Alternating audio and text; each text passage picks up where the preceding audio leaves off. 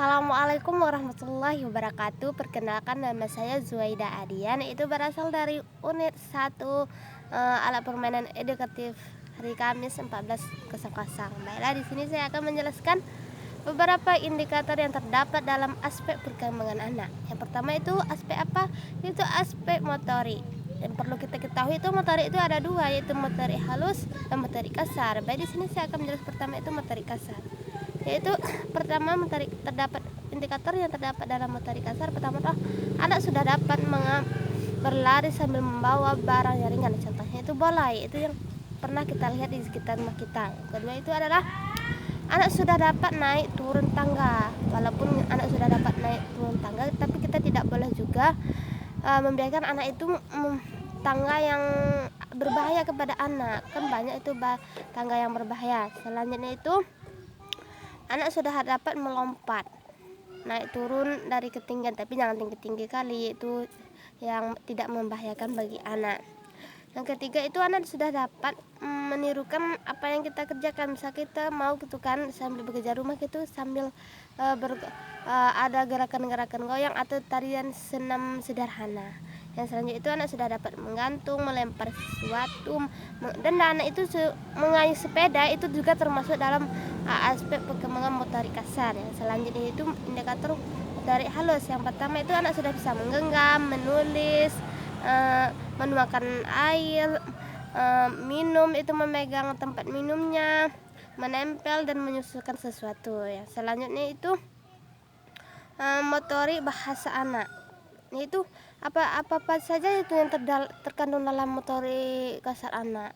Kita kan kadang motorik bahasa asalkan tahu aja itu udah, padahal itu ada beberapa. Yang pertama itu kalau anak sudah dapat menyatu dengan kompleks walaupun dengan bahasa sendiri, itu juga sudah termasuk. Yang kedua itu anak sudah dapat menyebutkan gambar yang memiliki bunyi yang sama.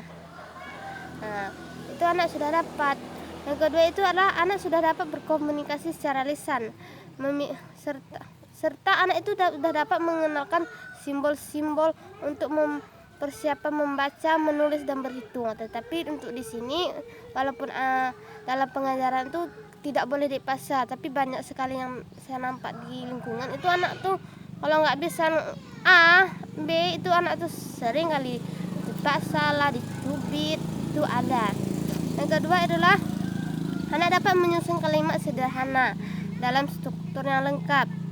Yang selanjutnya adalah anak memiliki lebih banyak untuk mengekspresikan ide kepada orang lain. Contohnya itu kita nampak nggak kalau anak-anak main tuh, padahal itu dari botol sederhana, tapi dia kita pikir untuk apalah itu nggak sadar, tapi dia sudah berpikir untuk mendapatkan ide yang sederhana. Yaitu kalau misalkan misal kita itu bercerita, tapi dia dapat untuk menyambung cerita itu walaupun dengan bahasa dia sendiri. Yang selanjutnya itu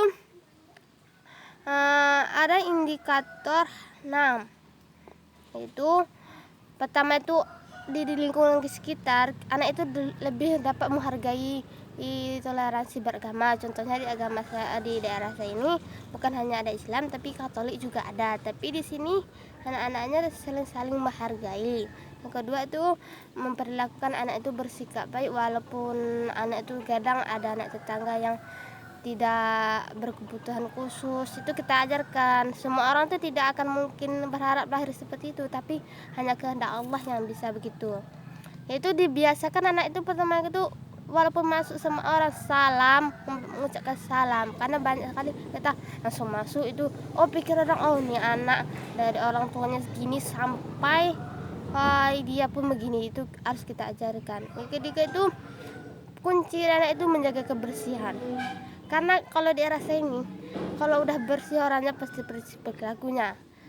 Yang ketiga itu adalah menghormati, berperilaku jujur, menolong itu jangan ada maunya. Kita ajarkan anak, kita ajarkan anak beli pungut sawah ibu tuh nanti dikasih duit, itu jangan kasih jambu gitu kayak di kampus saya.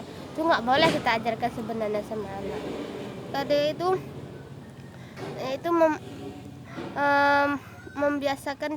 membiasakan diri itu berkesopan, mengucapkan doa sebelum melakukan sesuatu, sesuatu itu perlu kita ajarkan, karena banyak kali lingkungan ini yang kadang asalkan anaknya pinter tapi akhlaknya nggak ada, itu salah juga. Nol perasaan saya.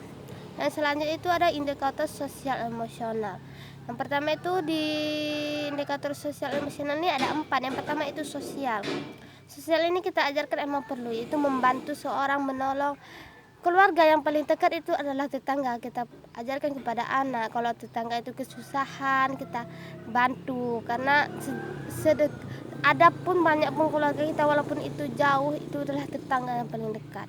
Yang kedua itu empati. Itu kalau dia bermain sesuatu dengan kawan, kita harus ajarkan kepada anak, walaupun kita berbeda kita tetap ikut aturan walaupun bukan kehendak kita.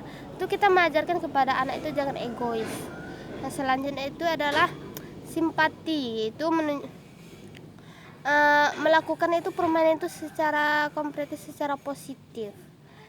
Yang selanjutnya itu emosi. Itu mengajarkan anak janganlah, walaupun orang tua tuh nggak sebaik kita, kita tuh nggak sebaik, cuman ajarkan anak tuh janganlah seperti kita.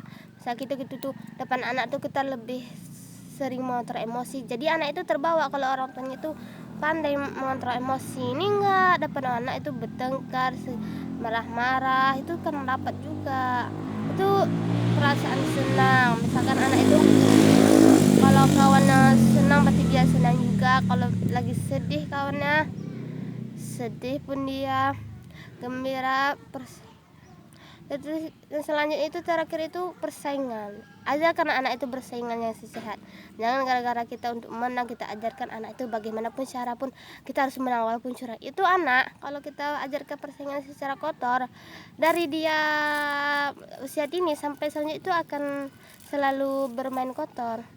Kalau banyak sekali kejadiannya itu, asalkan dia menang apapun dia cara, sama itu tidak boleh. Itu sama juga kita lebih menjerumuskan anak kepada yang kelam. Mana contoh gini, dia ingin mendapatkan sesuatu tetapi dia nggak mampu apapun cara. Itulah berawal dari orang tua.